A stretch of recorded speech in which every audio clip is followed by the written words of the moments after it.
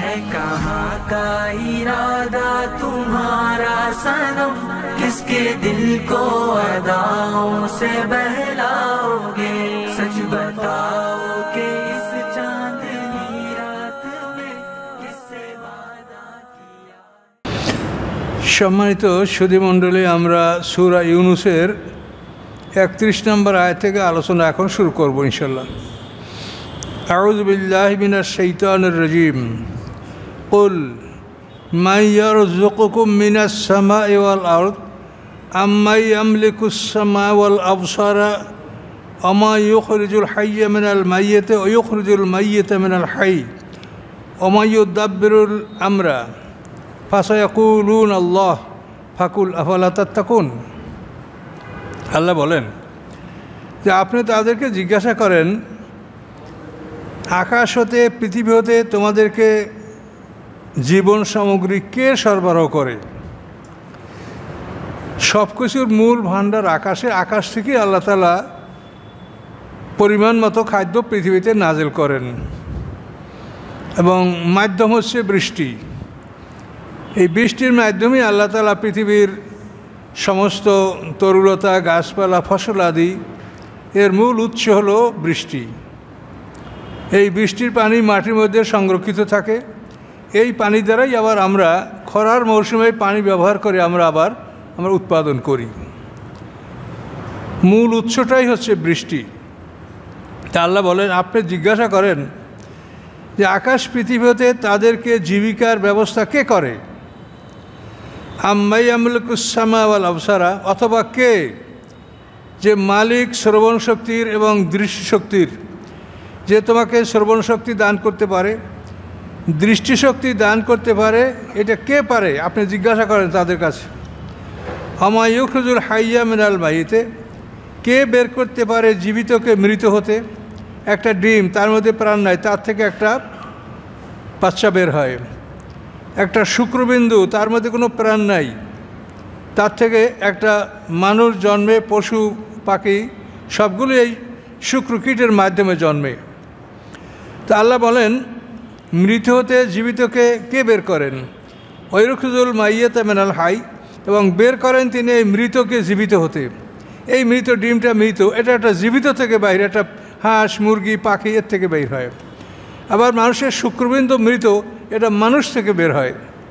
জীবিত থেকে মৃত বের হয়, মৃতর থেকে আল্লাহ তাআলা আবার জীবিতকে বের করেন। আম্মান ইউদাব্বিরুল আমরা, কে সমস্ত কাজের ব্যবস্থাপনা গ্রহণ করে? যত ভালো মন্দ যা কিছু পৃথিবীতে ঘটে এই সব কিছুর ব্যবস্থাপনা আল্লাহ করে থাকেন। তাই বলেন কে সমস্ত কাজের ব্যবস্থাপনা গ্রহণ করে থাকে? এই প্রশ্ন যদি আপনি কাফেরদেরকে করেন, ফাসায়াকুলুনা আল্লাহ, অচিরেই তারা বলবে যেগুলো সব আল্লাহ করে, এগুলি সব আল্লাহ করে।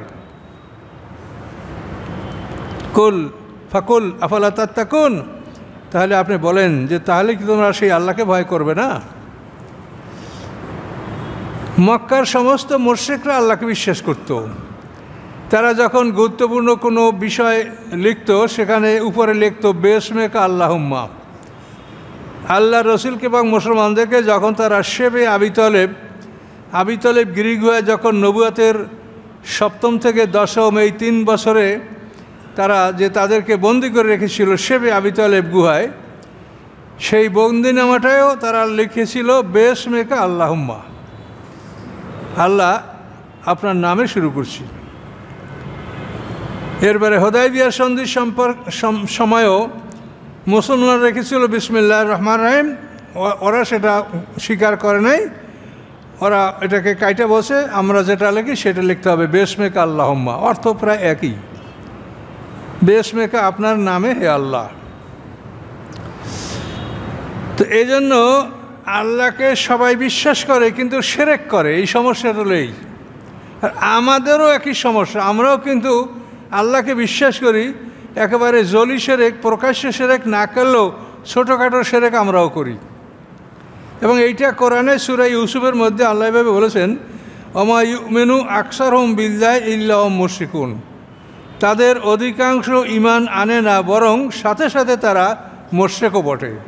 ঈমান আনে, সাথে সাথে তারা মুশরিক, শিরকও তারা করে।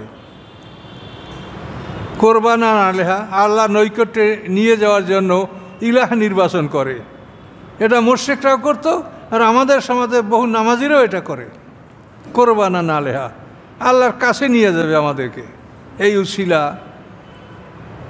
এই শায়েক, এই অমুক, এগুলো আমরাও করছি। এটা আল্লাহ এটার অনুমতি দেন নাই। যে আল্লাহ সর্বশক্তিমান, সেই আল্লাহ আপনার ঘাড়ের চাইতেও, শাহরাগের চাইতেও নিকটে, যে সর্ব অবস্থা আপনার কাছে আছে, আপনি সেই আল্লাহর বিষয়টা কেন দূরে নিয়ে যাচ্ছেন? তো এই জন্য এইসব বিষয়গুলি আমাদের সতর্ক থাকতে হবে। আল্লাহ কোরআনে যেভাবে বলছে, দিনকে আমরা সেভাবেই যদি বুঝে নেই, তাহলে আমরা একটা গ্যারান্টি, একটা অ্যাসুরেন্স, একটা নিশ্চয়তার মধ্যে আমরা থাকবো যে আমরা নির্ভুলের মধ্যে আছি। আর কোরআনের বাইরে গেলেই কিন্তু সেখানে আপনি ভালো মন্দ সন্দেহ এটা সৃষ্টি হবে। তো এখন সমস্ত পৃথিবীর সব মানুষই আল্লাহকে মানে, আল্লাহকে বিশ্বাস করে, কিন্তু সমস্যা হলো কি, যে তারা শিরক করে। মক্কার মুশরিকরা বলতো, একা আল্লাহ আমাদের এই সবার কথা কি শুনতে পাবে? কাজে এই জন্য আমরা প্রত্যেক গোত্রের জন্য আমাদের একজন উসিলা থাকতে হবে।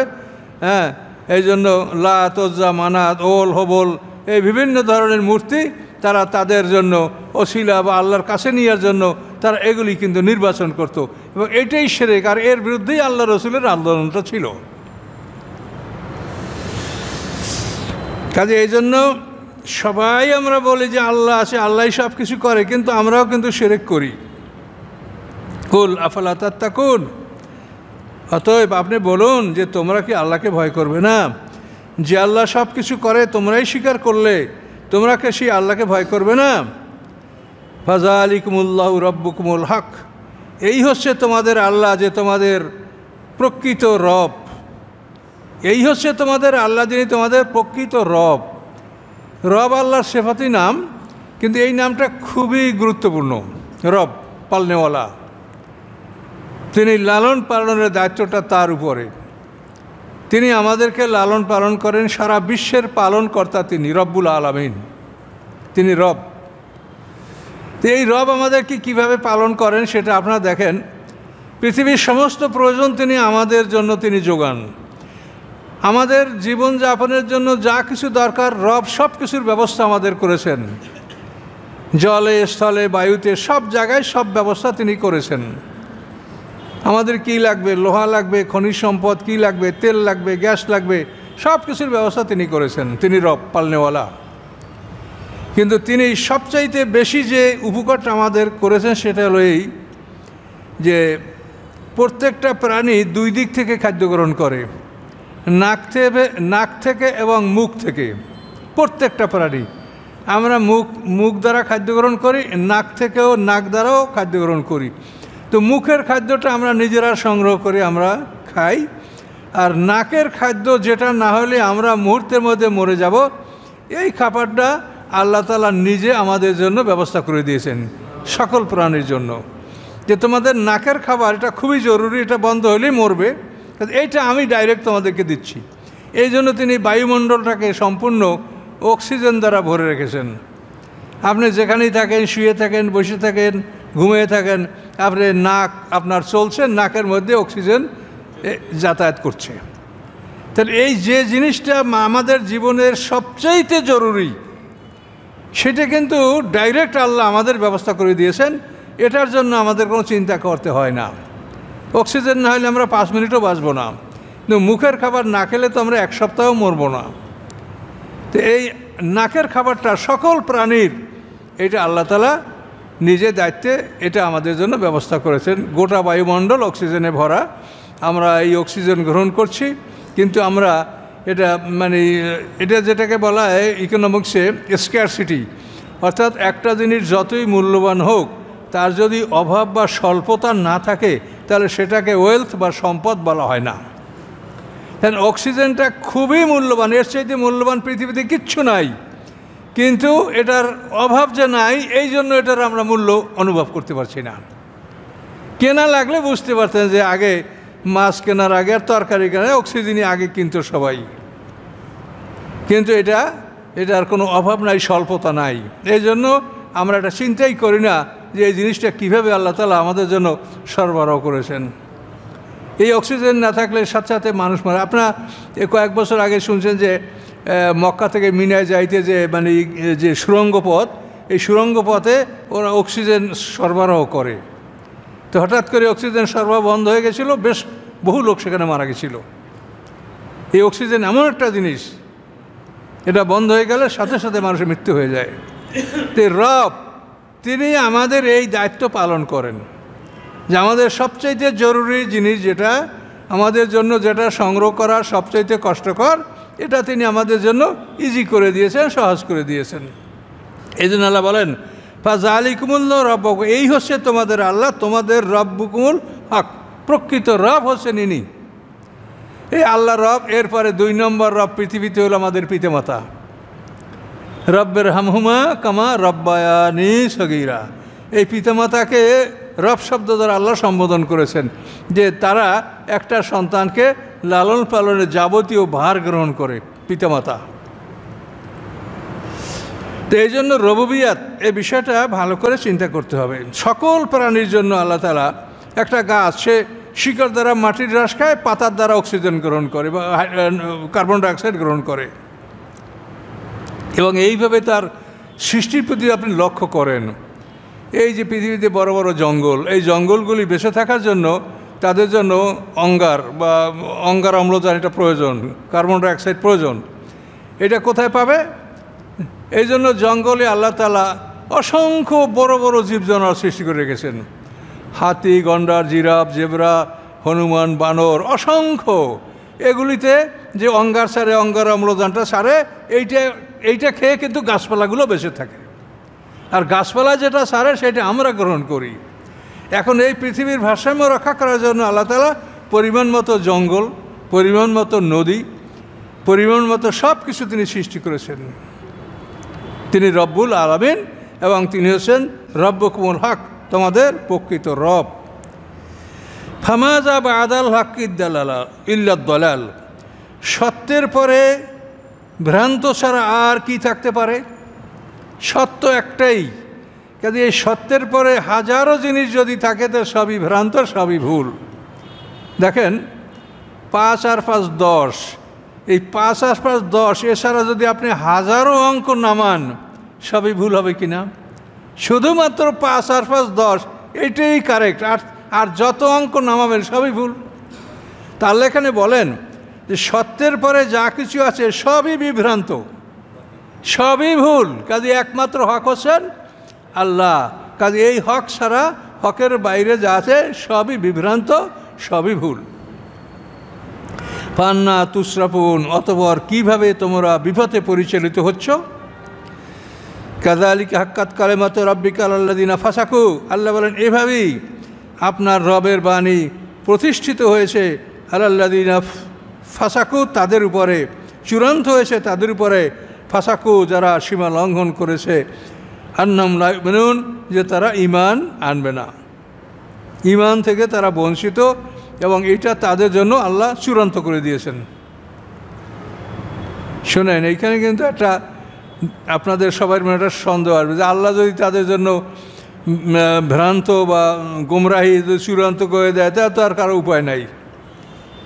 কিন্তু আল্লাহ তাআলা এই কোরআন যখন নাজেল করছেন তখন তো আরবের সব লোকই কাফের ছিল, মুশরিক ছিল। এই কোরআনের দাওয়াত সবাইকে দেওয়া হয়েছে, তার থেকে একদল লোক হেদায়েত গ্রহণ করেছে আর একদল গ্রহণ করে নাই। তাহলে এখানে আল্লাহর কি দোষ? তা আল্লাহ তো সবার জন্যই উন্মুক্তভাবে সমানভাবে কোরআনের বাণী, কেউ কারো জন্য তো গোপন রাখা হয়নি। সবাই মুশরিক ছিল, এই কোরআনের দাওয়াত সবাইকে দেওয়া হয়েছে, এক দলে গ্রহণ করেছে আর এক দল গ্রহণ করে নাই। কাজেই যারা গ্রহণ করে নাই, করবে না, তাদের জন্য আল্লাহ তাআলা ওই মানে তারা যেটা চায় ওইটাই তাদের জন্য চূড়ান্ত করে দিয়েছেন যে আর তোমরা এই পথে ফিরে আসার সুযোগ নাই। কাজে এই জন্য এইসব ব্যাপারে মনের মধ্যে যদি কোনো অসহস আসে, লাহাওলা পড়বেন। আল্লাহর ব্যাপারে কোনো রকম সন্দেহ বা আল্লাহর উপরে কোনো ভুল করছে বা আল্লাহ জুলুম করছে এই ধরনের চিন্তা আপনি করবেন না। তারপর একটা কথা আপনাদেরকে বলি, কেউ যদি মনে করে যে আল্লাহ এটা অন্যায় করছে আমাদের উপরে, সে সিল করে দিয়েছে, খতামাল্লাহু আলা কুলুবিহিম, আমাদের অন্তরে মোহর করে দিয়েছে, আমার ঈমান আনতে পারতো, আমাদের কি দোষ? তা আপনি যদি এটা মনে করেন যে আল্লাহ দোষ করেছে, তাহলে আপনি আল্লাহর বিরুদ্ধে মামলা করেন। এখন আপনি কোন বিচারকের কাছে কোন কোর্টে যাবেন সেটা আপনি ঠিক করেন। কি আছে কিছু ক্ষমতা? যখন নাই তখন সারেন্ডার করেন এবং বাজে চিন্তা মনে আসলে লা হাওলা পড়েন, আউযুবিল্লাহ পড়েন, যে আপনার কোনো ক্ষমতা নাই। আপনি আল্লাহর সমস্যা করে তার বিরুদ্ধে বিচার চাইবেন কোন আদালতে, কার কাছে চাবেন? কাজেই সারেন্ডার করেন। সারেন্ডার করলেই মুক্তি। এবং আল্লাহ বলেছেন লা ইউসালু আম্মা ইয়াফআলু, তিনি যা করেন তাকে জিজ্ঞাসা করার মতো কেউ নাই। ওহুম ইউসালুন, তাদের সবাইকে জিজ্ঞাসা করা হবে। আমি যা করি আমাকে জিজ্ঞাসা করার কারো অধিকার নাই। কি করবেন আপনি? এই মহাবিশ্বের যিনি মালিক, এই মহাবিশ্বের সব কিছু যার, তিনি যদি এই কথা বলেন তো কী করবেন আপনি? কাজেই সারেন্ডার করেন। বেশি বুদ্ধি জ্ঞান সৎপথে পরিচালনা করতে পারলে ভালো, কিন্তু অনেক সময় এই জ্ঞান বা বুদ্ধি মানুষকে খারাপ পথে নিয়ে যায়। সতর্ক হতে হবে।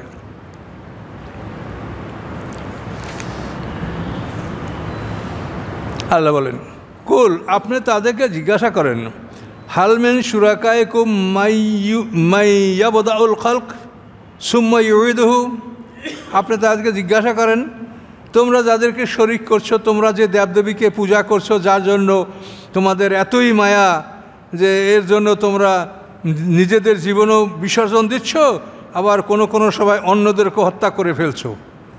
এই ভগবানদের মায়া, এটা তো পৃথিবীতে নিদর্শন দেখতে পাচ্ছেন।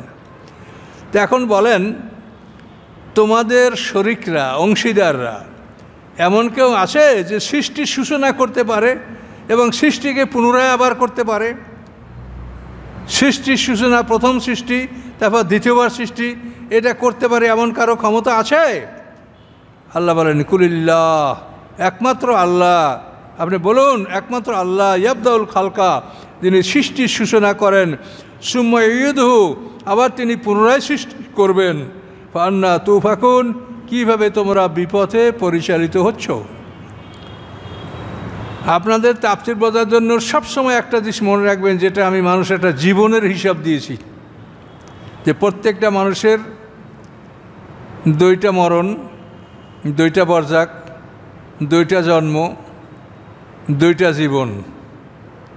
এই যে একটা জীবনের হিসাব, এইটা যদি আপনি না বোঝেন তাহলে কিন্তু আপনি মিলাতে পারবেন না।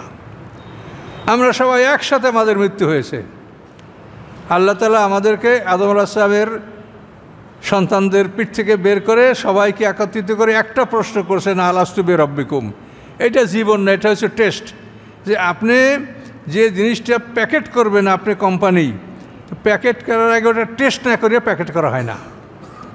তা আল্লাহ তাআলা আমাদের যে প্যাকেট করছে, এইটা টেস্ট করার জন্য আমাদের মধ্যে সুইচ দিয়ে একটু প্রেরণ ঢুকিয়ে দিয়ে একটা কথা জিজ্ঞাসা করছে, আলাস্তু বিরব্বিকুম। আমরা জবাব দিছি, তখন এই টেস্ট ঠিক যে না, আমি যেটা বানাইছি এরা এই কাজ করতে পারবে। ওইটা কিন্তু জীবনের মধ্যে ধরা হয়নি। ওটা হচ্ছে মালিকের পরীক্ষা, যে তিনি সৃষ্টিকে সমাপ্ত করেছেন, যে না সৃষ্টি কমপ্লিট হয়েছে, যে কাজের জন্য তাকে বানানো হয়েছে এটার জন্য সে উপযুক্ত, এই জন্য তাকে টেস্ট করেছেন। টেস্ট করার পরে সবাইকে একসঙ্গে মৃত্যু দিয়ে দিচ্ছেন। এই হল আমাদের প্রথম মরণ। এই মরণের পরে দ্বিতীয় পর্ব হলো বরজাক, আমরা পর্দার ঢুকেছি। মরণের পরে আমি আমার বাবার পিঠ থেকে বের হয়েছিলাম, আমাকে আমার বাবার পিঠ ঢুকিয়ে দেওয়া হয়েছে, বাবাকে দাদার পিঠে, দাদাকে তাহের পিঠে, এইভাবে ঢুকাতে শেষ পর্যন্ত সব আদমের পিঠে আমরা ঢুকে গেছি। এটা বরজাক, পর্দার আড়ালের জগৎ। এই বরজাক থেকে আমরা পৃথিবীতে বিভিন্ন সময় আসতেছি, আমরা এখন আসতেছি। বিশাল একটা সময়, হাজার হাজার বছর আমাদের পিছনে বরজাকে পার হয়েছে। আবার আমরা মৃত্যুবরণ করব, তারপর আবার আমরা বরজাকে ঢুকবো, পুনরুত্থান কিয়ামত পর্যন্ত। সেখানে আমরা হয়তো অল্প সময় পরে আমরা হাসরের মাঠে উঠব। তাহলে আমাদের পিছনে একটা বরজাক, সামনে একটা বরজাক, বুঝতে পারছেন? তাহলে আমরা প্রথম মৃত্যুর পরে বরজাকে ঢুকলাম, বরজাকের পরে আমরা জন্মগ্রহণ করলাম, জন্মগ্রহণ করার পরে আমরা জীবন উপভোগ করলাম, জীবনের পরে আমরা মৃত্যুবরণ করব। এইটা আমাদের শেষ মৃত্যু। এই মৃত্যুর পরে আমরা বরজাকে ঢুকবো, বরজাকে ঢোকার পরে কিয়ামত পর্যন্ত থাকবো। কিয়ামতে আমরা সিংহার ফুৎকারে আমরা জীবিত হব, দ্বিতীয় সিংহার ফুৎকারে। এই জীবিত হওয়ার পরে আমাদের দ্বিতীয় জীবন শুরু হবে, এবং দ্বিতীয় জীবনটা সবাই একসঙ্গে শুরু হবে। প্রথম মৃত্যুটা একসঙ্গে হয়েছে এবং দ্বিতীয় জীবনটা শুরু হবে একসঙ্গে। সিঙ্গার ফুৎকারে সবাই একসঙ্গে আমাদের মধ্যে নফস এবং রুহগুলা ঢুকবে। এটা বিস্তারিত বলা লাগবে, তারা এটা বুঝবেন, এটা বিরাট ব্যাপার। এটা আমরা বহুবার বলেছি, কিন্তু এখনও মানুষের এটা বুঝতে পারে নাই। হয়তো 5% মানুষ বুঝতে পারে, 95 জনে এখনও এটা বুঝতে পারে না। তো এই জন্য এই বিষয়টা আমরা ধীরে ধীরে আপনাদেরকে বোঝার চেষ্টা করব। আমরা পৃথিবীতে আসা এবং যাওয়া এইটা হলো বিভিন্ন, কিন্তু প্রথম মরণ দ্বিতীয় জীবন একসঙ্গে, সবাই বয়স সমান, কেউ কার চেয়ে ছোট না বড় না। আমরা এখন জন্মগ্রহণ করছি, পিছনের সময় বেশি আমাদের গেছে। আর যারা নূহ আলাইহিস সালামের জন্মগ্রহণ করছে তাদের পিছনের সময় ছিল কম, মরার পরে সামনের সময় বেশি। কাজে পিছন সামন দুইটা বর্জাক এবং মাঝখানে জীবন, এটা মিলাইলে সবার বয়স সমান, কেউ কারো চাইতে ছোট না বড় না, সব বয়স সমবয়সী আমরা।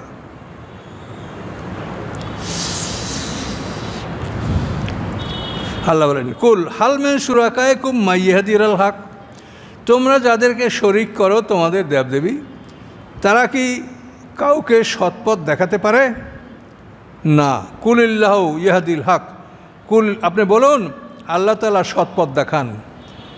আফাম্মান ইয়াহদিল হক, যে সৎপথ প্রদর্শন করে, আকুন সে কি বেশি অধিকারী, আইয়ুত্তবা যে তার অনুকরণ করা হবে, আম্মান অথবা সে লাইহাদি যে পথ দেখাতে পারে না, ইল্লাই হুদা বরং সে নিজে পথ না দেখালে চলতেও পারে না।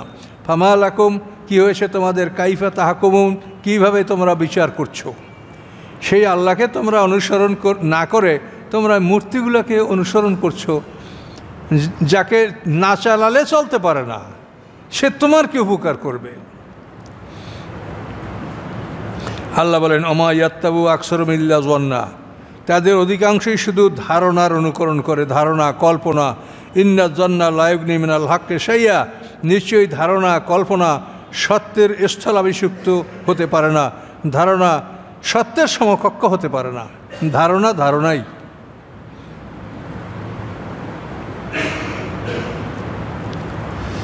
ইন্নাল্লাহ আলিমুম বিমা ইয়াফআলুন, নিশ্চয়ই আল্লাহ তাআলা অবগত আছেন যা তারা করে। এই মুশরিকরা যা করছে আল্লাহ এ সম্পর্কে অবহিত আছেন, তিনি এ সম্পর্কে জানেন।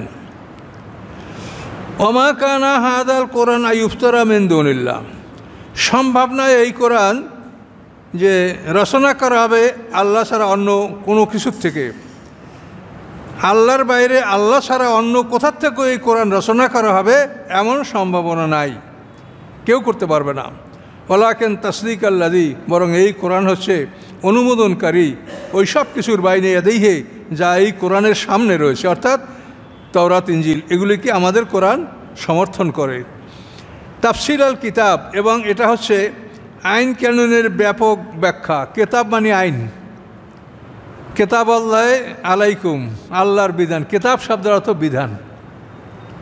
লাউলা কেতাব মিনাল্লাহ সাবাক, বদরের বন্দীদের থেকে যে অর্থ নিয়ে তাদেরকে মুক্ত করা হয়েছিল, সেখানে আল্লাহ কি বলছেন? লাউলা কেতাব মিনাল্লাহ সাবাক, যদি আল্লাহর পক্ষ থেকে আগে থেকেই আইন না থাকতো যে বন্দীদের থেকে মুক্তিপণ নেওয়া যাবে, তাহলে এদেরকে আমি শাস্তি দিতাম। তো কেতাব মানে বিধান।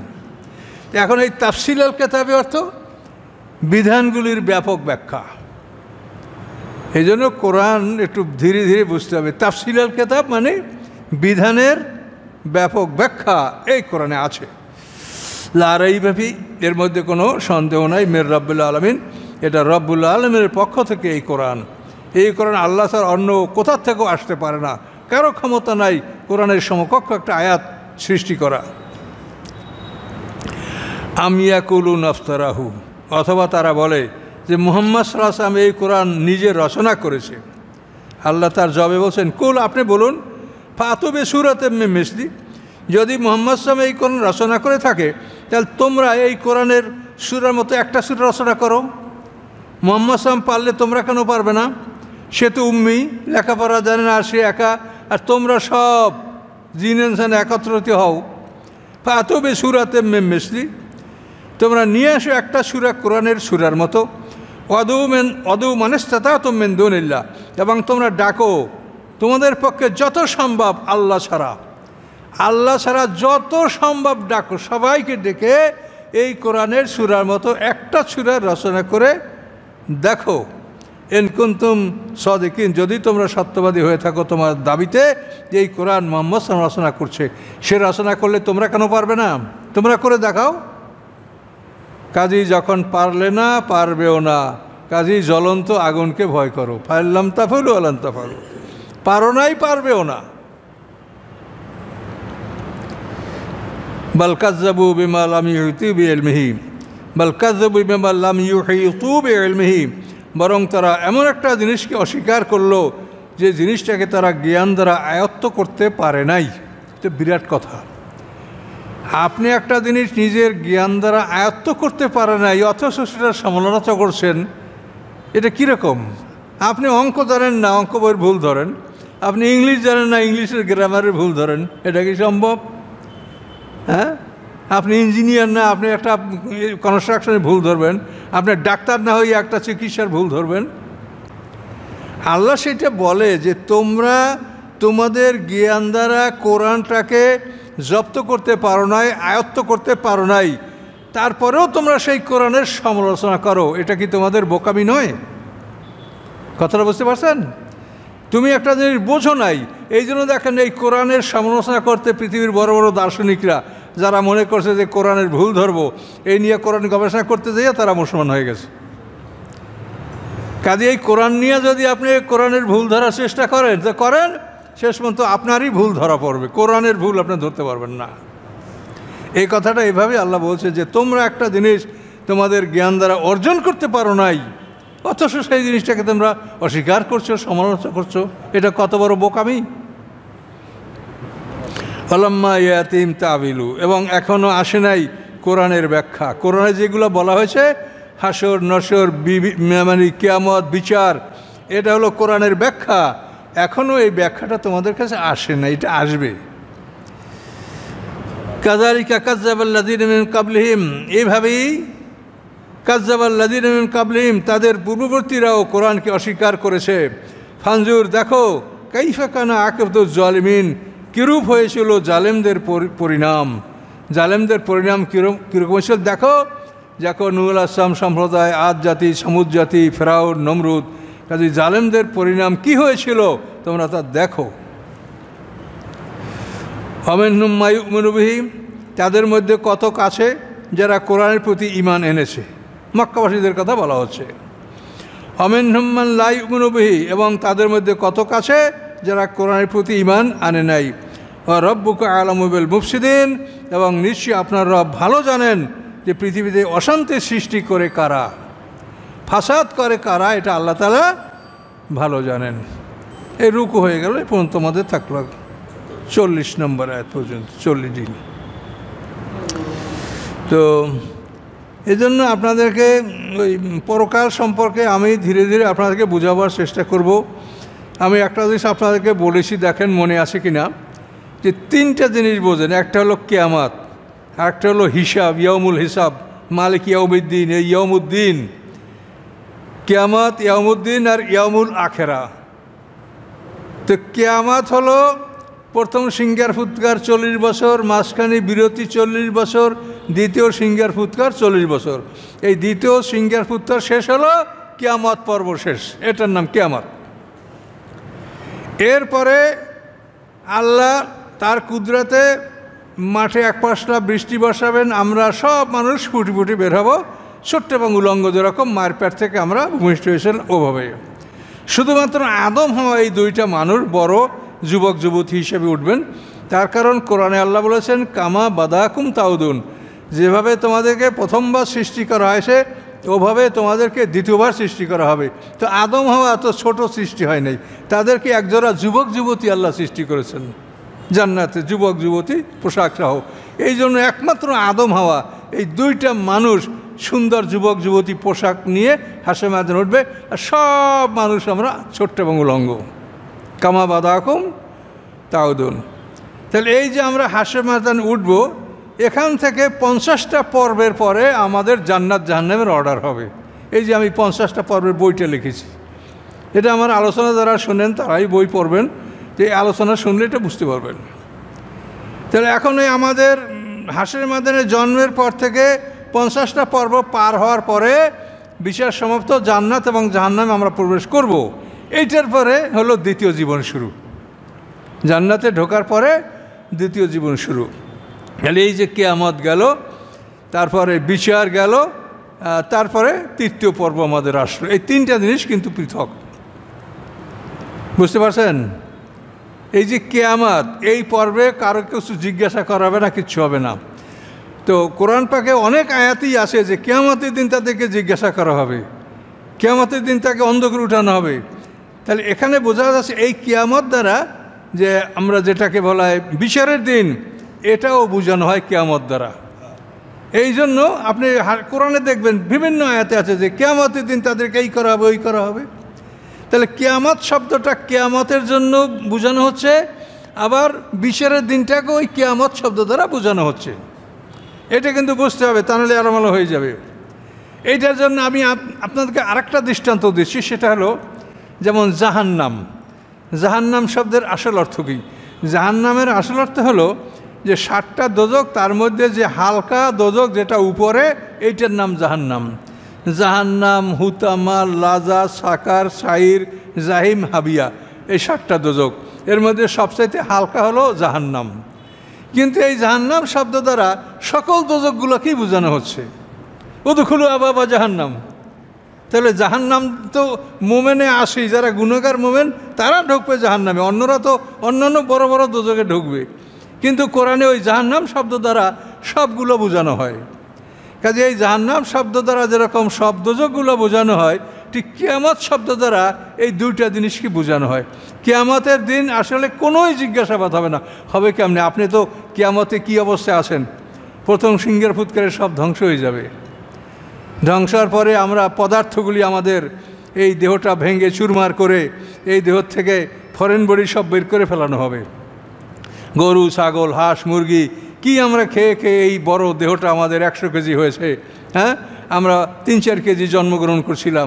হাঁসের মধ্যে ওই 3-4 কেজি মায়ের পেট থেকে যে যেভাবে জন্মগ্রহণ করে ওভাবেই তার হাসর হবে, কিয়ামত হবে। তাহলে এই কিয়ামতের দিন প্রথম সিংহার ফুৎকারে আমরা পদার্থের মধ্যে থাকছি, এবং সিংহার ফুৎকার শেষে আমাদের মধ্যে শুধু রুহুটা দেওয়া হবে, নফস দেওয়া হবে না, দিয়ে আমাদেরকে ঘুম পড়াইয়ে রাখা হবে। এই ঘুমের মধ্যে আমরা থাকবো দ্বিতীয় সিংহার ফুৎকার পর্যন্ত। দ্বিতীয় সিংহার ফুৎকারে আমাদের যে মাটির দেহটা তৈরি করা হলো, এই দেহের মধ্যে নফসগুলি ঢুকানো হবে, এবং মাটির মধ্যে আমরা পূর্ণাঙ্গ মানুষ হয়ে যাব। মানে আগে রুহু ঢুকেছে, এবং দ্বিতীয় সিংহার ফুৎকারে আমাদের মধ্যে নফসগুলি ঢুকবে। নফসে মুতমান্না, নফসে লাওয়ামা, নফসে আম্মারা ঢোকার পরে আমরা পূর্ণাঙ্গ মানুষ। যেরকম মায়ের পেটে একটা বাচ্চা পূর্ণাঙ্গ হওয়ার পরে পৃথিবীতে আসে, ওই রকম হাসে ময়দানের মাটির মধ্যে পূর্ণাঙ্গ জীবন আমরা লাভ করব। মাটির মধ্যে থাকবো আমরা। এই মাটি সিংহার ফুৎকার শেষ, সকলের মধ্যে প্রাণ ঢোকা শেষ। ঢোকার পরে এই ইসরাফিলের ফাংশন শেষ। এরপরে আল্লাহ এক পশলা বৃষ্টি বসাবেন, আমরা মাঠে ফুটে উঠব। তো এই যে সময়টা 120 বছর, প্রথম সিংহার ফুৎকার 40, বিরতি 40, দ্বিতীয় সিংহার ফুৎকার 40, এই 120 বছরের মধ্যে মানুষের কোনো আকার আকৃতিও থাকবে না, আবার কোনো মানুষকে জিজ্ঞাসা করার মতো কোনো সুযোগ থাকবে না। কাজে এই জন্য কিয়ামতের দিন জিজ্ঞাসা করা হবে। এই কিয়ামত মানে হলো বিচারের দিন। এই বিচারের দিনকেও কিয়ামতের দিন বলা হয়েছে। এটা কিন্তু বুঝতে হবে, এগুলো না বুঝলে আপনি এলোমেলো বুঝতে পারবেন না কোরআন। তো কোরআনের নিয়ে তো আমাদের চিন্তা গবেষণা নাই। আমরা যেসব মশলা নিয়ে সময় নষ্ট করছি দেশের বড় বড় আলেমরা, এটা অত্যন্ত দুঃখজনক যে এমন কিছু নিয়েই তারা সময়টা নষ্ট করতেছে, অথচ কোরআনের কথাগুলি তারা মানুষকে বলছে না। কাজেই দোয়া করেন আল্লাহ যেন সব আলেমদেরকে হেদায়েত দান করে। আল্লাহুম্মা আমিন।